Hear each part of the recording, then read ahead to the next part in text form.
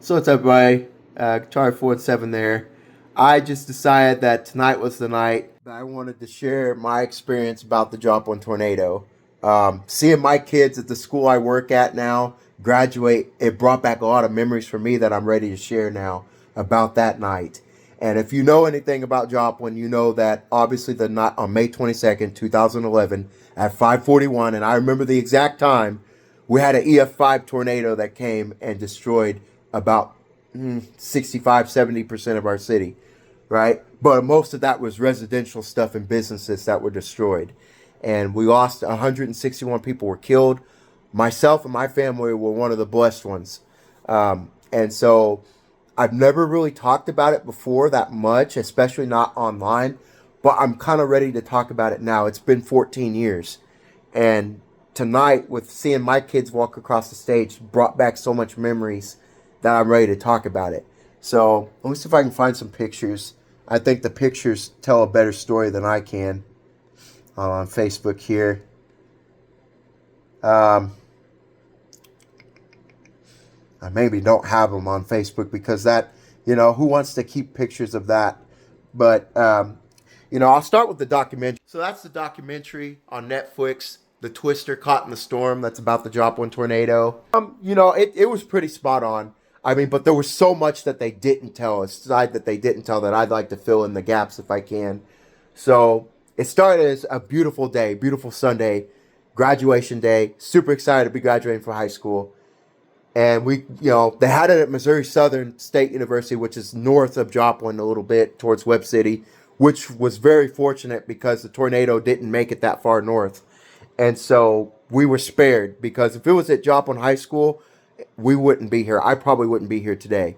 And so that's the first blessing that came out of all this is that it was at Missouri Southern. And it was a Sunday too, so a lot of people weren't out and about, that much. They're chilling at their house, because a lot of businesses, like I said, were destroyed. And so we're leaving the ceremony. It's 5:41. We're under tornado warning. Tornado sirens going off. Now, I will tell you, I never heard the tornado sirens.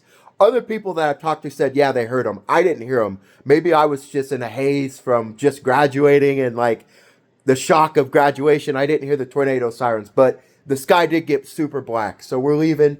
My dad's driving. Thank God he drove because if I drove, I don't know if we'd be here because I panic. I get kind of jittery and whatnot. So he's driving. We take my aunt home. And then instead of going home, my dad's like, "Yeah, let's book it. Let's head north a little bit and see if we can get away from this." Let's. He had a feeling that something was going on. I thought, oh, this is just probably another thunderstorm. Didn't think anything about it. Then we're driving north, and the wind starts shaking, just the most violent shaking I ever experienced. The car, the SUV that we were in, just starts rocking back and forth, and that's when I knew something was wrong. We stop inside to take cover at this gas station. The power's out. It's dark. We're all kind of huddled together waiting for it to pass. Nobody can get a signal out on their cell phone. That was my next clue that something was wrong because why are the cell phones not working? Then it's over. And I'm thinking, okay, just a thunderstorm. Let's go. Let's continue on. We were on our way to IHOP to celebrate my graduation, right? We start heading to IHOP on Range Line, which is our business district in Joplin, right? We're driving down the road on Range Line, and my next clue that something really bad had happened was that there was traffic. There's never traffic in Joplin, right? And all the street lights were out, all the power was out. Then the next thing you know, we start seeing buildings, businesses, Golden Corral, IHOP, Chick-fil-A, where I worked at the time, were just completely destroyed, right? IHOP was completely ripped off the foundation. There were a lot of people that died at IHOP. Home Depot, a lot of people. There was this one family where this mother lost her husband and two kids, I think, because they were crushed at Home Depot. People died inside Home Depot and Walmart, right, trying to take shelter. And so we continue. We're like, okay, forget food. We need to go see if our house is damaged, right? So then we start making what should have been a 10-minute drive to get to our house. It took us an hour and a half to get home, right? Because of all the traffic, all the downed obstacles, the power lines, the trees. And then that's another thing I'll talk about is like broken trees and broken wood has a distinctive smell to it that I will never forget. broken glass from all the cars that are broken and all the houses that were broken. That has a distinctive smell that I will never forget. And so, it took us an hour and a half to get home, which should have normally taken 10 minutes. And then I saw St. John's Hospital and I saw Joplin High School. And that's when I knew people were dead, right? People that I know and care about are probably dead at this point.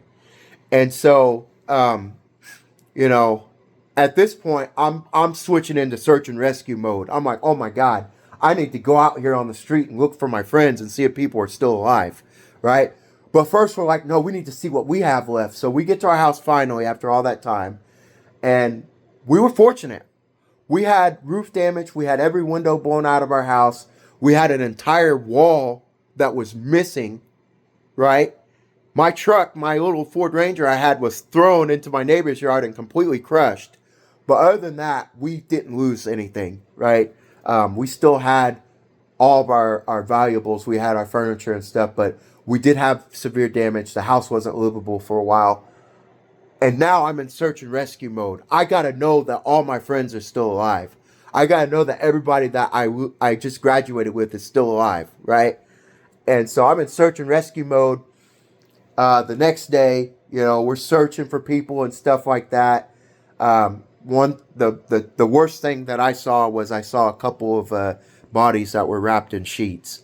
So that was the worst thing that I saw as far as death and destruction. As far as destruction goes, seeing buildings ripped off the foundation, seeing trees that are just completely stripped of everything, the bark and everything ripped off, buildings just crushed, cars crushed. That was terrifying enough. But as far as like death, seeing the two bodies in the sheet was the worst that I saw. But from there on out, I was in search and rescue mode with everybody else. We set up triage at Missouri Southern, right? Because it was one of the safest places in town since St. John's Hospital. Thank God we have two hospitals. We had St. John's and we had Freeman Hospital where I was born. Freeman didn't get touched. It was spared. But they set up triage at Missouri Southern.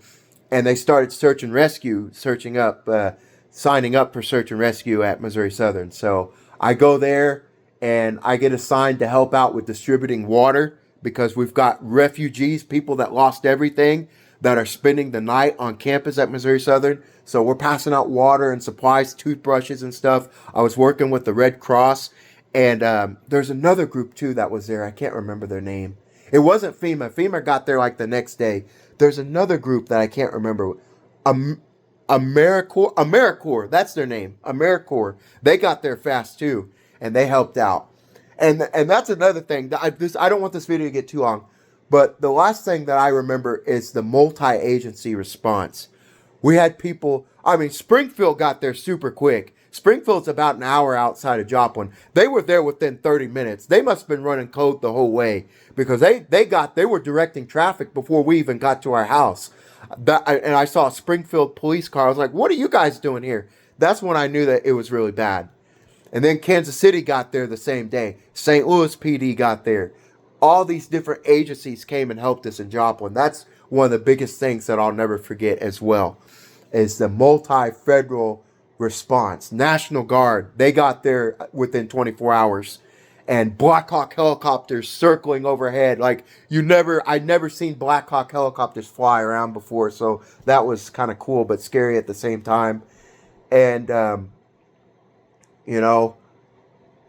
I'm not trying to make this like a full-on documentary. Like I said, that documentary did a good job. I'm just filling in the gaps that it maybe didn't quite cover, right? The drive home that took us an hour and a half, obviously finding out the death toll, right? I knew people were dead. When I saw all those businesses, I was like, oh my God, how many people did we lose in this? First, it was like 25.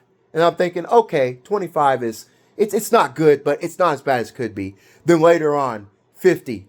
Then it jumped up from 50 to 80. Then it jumped up to 100. And then 150. And then finally, the final count was 161 people that died, including Will Norton that we lost from my graduating class. And I'll be honest, I didn't know Will. So I talked to him a few times, but I didn't know him that well. But it still hurts knowing that somebody from my class died that night. And there was another kid, Lance Hare, that died from Joplin High School too. But but he was in another class. So, but yeah, man, that's the last thing that I want to comment on that I remember is just the death toll climbing like that. Um, you know, and then, of course, we had the federal government response. Obama came, right? He came and spoke. I got to see his motorcade. I saw him in the motorcade. I was close enough that I could look in and see him. That was kind of cool. Um, but yeah, it's just the resiliency of the town is the last thing the documentary hit on that I'll kind of echo is that we didn't give up, right? We rebuilt. And I stayed and went to Missouri Southern for 3 years because I couldn't leave. I felt this conviction I had to stay and help rebuild. And then finally, okay, it's rebuilt. I can move on with the rest of my life. And then I moved away. Um, but yeah, man, just the rebuilding process is just like no other we'd ever seen before. And that's the last thing that I want to comment on is just, all these memories that came back from seeing my kids. And I'm a high school teacher now, so I went on and did bigger, better things. And seeing my kids graduate tonight, it brought back memories that I felt like I was comfortable sharing finally 14 years later after 2011, May 22nd, 2011. That is the story of the Joplin tornado. I would encourage you all to go watch the series on Netflix because it was very good. And I know, guys, I know Keegan Tinney. We played football together. I know, what was his name? Uh-oh, my mind's going blank. Well, anyways, the other guys in the Cecil Corner, I know him. So the guys in the documentary I went to school with, so it is very real. I can echo everything that they said in the documentary. I just thought I made this video to share my perspective and to kind of fill in the gaps that they maybe missed a little bit. But I would definitely go and watch that series. And just, man, for all those people out there that ever have to go through a natural disaster, a tornado, a hurricane, just my thoughts and prayers are with you because I remember what that was like. And it's a feeling that I never want to have to go through again and never want anyone else to experience.